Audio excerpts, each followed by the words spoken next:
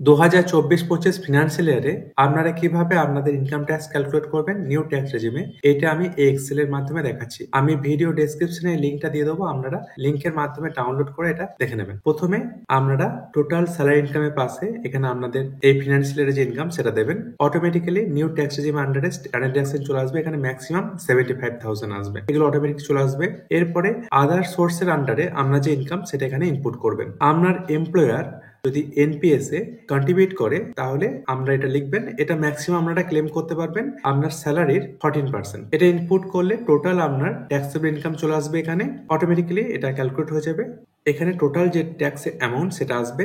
এবার new tax রেজিমের আন্ডারে আপনারা সর্বোচ্চ 20,000 পর্যন্ত ক্লেম করতে পারবেন। 25,000 দেওয়া থাকলেও সেখানে একটা রেস্ট্রিকশন আছে যে আপনার ইনকাম 7 লাখ পর্যন্ত হলে আপনি এটা ক্লেম করতে পারবেন। এরপরে টোটাল ট্যাক্স আপনার রিবেট এখানে আসবে। আপনার ইনকাম যদি সারচার্জের আন্ডারে পড়ে তাহলে সারচার্জ লিখে নেবেন। এইখানে ইনকাম ট্যাক্স এর উপরে 4% সেস আসবে, সেটা যোগ হবে এখানে, এই টোটাল ট্যাক্স পড়বে। যেমন ধরে নিচ্ছি যদি আপনার ইনকাম 7,75,000 টাকা হয় তাহলে স্ট্যান্ডার্ড ডিডাকশন হিসাবে 75,000 বাদ যাবে। তাহলে এটা হচ্ছে আদার সোর্স থেকে যদি কোনো ইনকাম না থাকে জিরো, এটা যদি জিরো হয় তাহলে ট্যাক্সেবল ইনকাম হবে 7 লক্ষ টাকা। 3 লাখ টাকা পর্যন্ত 0% হারে ট্যাক্স হবে জিরো। 3 থেকে 7 লক্ষ টাকার মধ্যে 5% হারে ট্যাক্স হবে 20,000 টাকা। তার মানে টোটাল হচ্ছে 20,000 টাকা। যেহেতু নিউ ট্যাক্স রেজিম আন্ডারে 7 লক্ষ টাকা পর্যন্ত যদি ইনকাম হয় তাহলে রিবেট পাওয়া যাবে এবং সেটা 20,000 টাকা। তাহলে রিবেট যে 20,000 টাকা যদি হয়ে যায় তাহলে আফটার রিবেট হবে জিরো, তাহলে কোনো সারচার্জ পড়বে না, মানে আপনার কোনো ইনকাম ট্যাক্স দিতে হবে না। নিউ ট্যাক্স রেজিমে আপনার ইনকাম যদি